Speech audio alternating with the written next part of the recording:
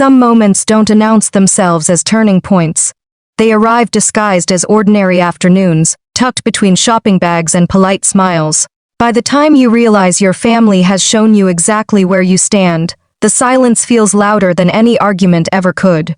Welcome back to Family Reckoning, where family secrets always leave a mark.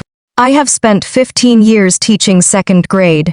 Teaching children is a little like tending a garden. You don't pull on flowers to make them grow. You water them, protect them, and notice the tiny changes others overlook. I suppose that's why I noticed every small warning long before I admitted something was wrong. My daughter, Lily, had just turned 3. She wasn't loud or demanding. She collected tiny treasures, smooth rocks, colorful leaves, funny-shaped buttons, and believed every grown-up told the truth. My younger sister, Vanessa, had 2 children who were close in age. My mother adored them openly.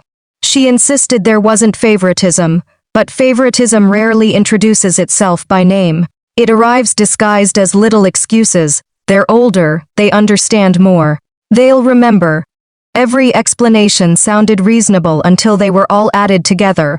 Our family was preparing for my cousin Olivia's engagement celebration. It wasn't a wedding yet, but it was one of those elegant events where appearances mattered almost as much as relationships. Olivia had asked Lily to hand guests small welcome baskets near the entrance. It wasn't a difficult job. She only had to smile and pass out tiny gift bags. Lily practiced for a week, proudly carrying her stuffed rabbit from one room to another while whispering welcome. She even picked out a pale blue dress herself. Watching her rehearse reminded me of watching one of my quiet students finally volunteer to read aloud. The courage mattered far more than perfection. A week before the party, my mother volunteered to take all 3 grandchildren shopping for shoes and accessories. "You work too hard," she told me. "Let Grandma spoil her." I hesitated. Something about the way Vanessa immediately agreed felt rehearsed. Still, my mother looked almost offended that I questioned her. "You're acting like I don't know how to watch children." I apologized. Teachers spend their careers trusting people to care for children together. Perhaps that habit followed me home. The mall was crowded that Saturday. My mother sent cheerful photos for nearly an hour. Vanessa's children trying on jackets. Vanessa's son eating ice cream. Vanessa's daughter laughing beside a fountain. Not one picture of Lily, I noticed. I simply told myself she must be taking a nap in her stroller. Around 3 inches the afternoon my phone rang. It wasn't my mother, it was mall security. The man's voice stayed calm. "Ma'am, are you the mother of Lily?" Every muscle in my body tightened. "Yes, we've been with your daughter for almost 2 hours. 2 hours. Children understand time differently than adults. For a 3-year-old, 2 hours feels almost endless. I drove faster than I ever had in my life. When I reached the security office, Lily wasn't crying anymore. That somehow hurt more. She sat quietly coloring with broken crayons, while holding her stuffed rabbit tightly against her chest.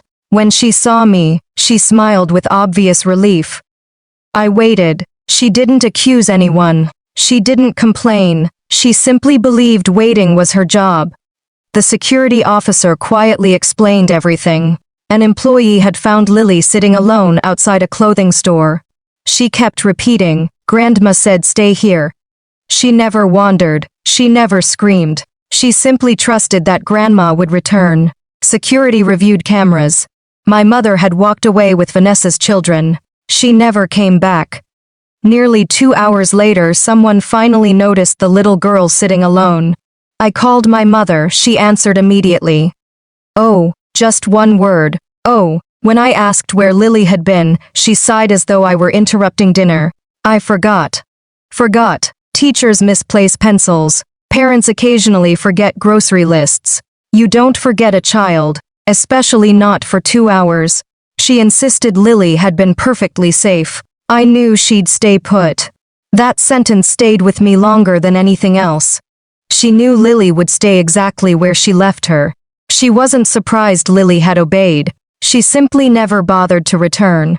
When I asked why she'd kept shopping, she admitted she'd been helping Vanessa choose expensive clothes for her children. Because Olivia's fiancé came from a wealthy family. We needed the kids looking presentable. Needed, that word explained everything.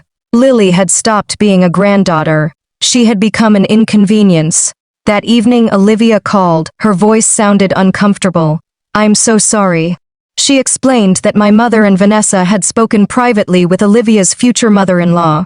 Apparently the wealthy family wanted photographs with children who fit the image. Without asking me. Without even informing me. Lily had been removed from welcoming guests. Vanessa's daughter would take her place. Olivia had assumed I'd agreed.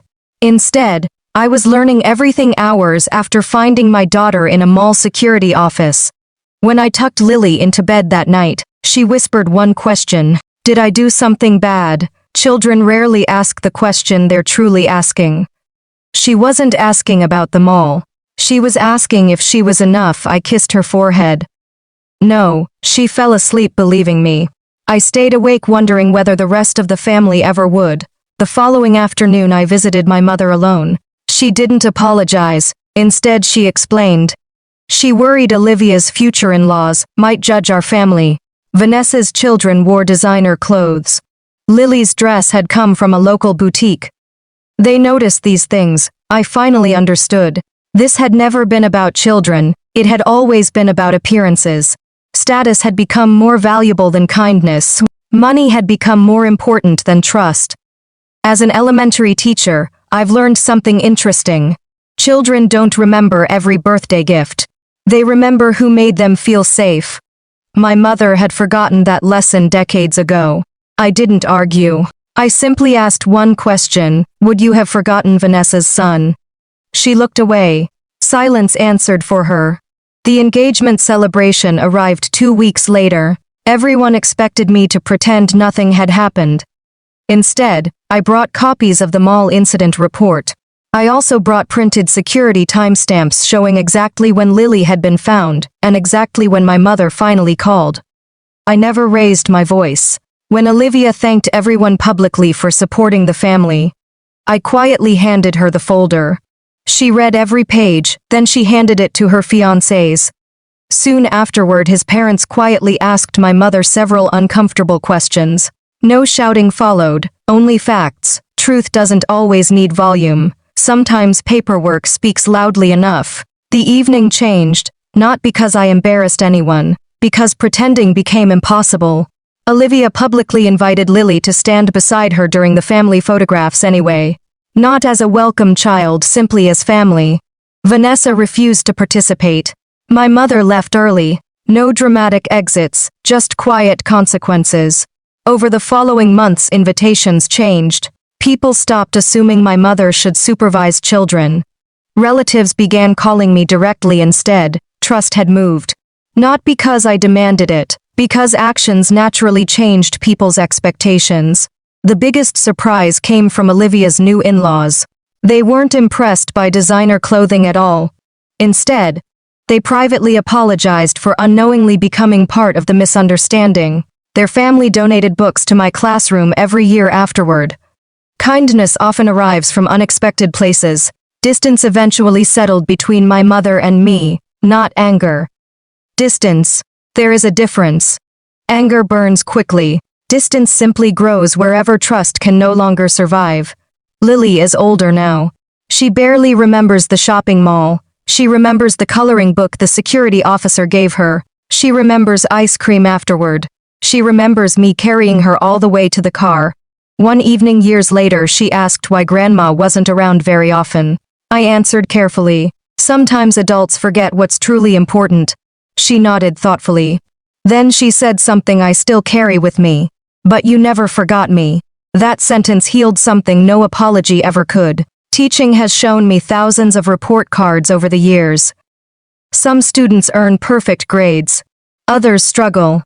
Families are similar. No family earns perfect marks forever, but every family is tested when choosing between people and appearances. My mother chose appearances. I chose my daughter. Only one of those choices still lets me sleep peacefully.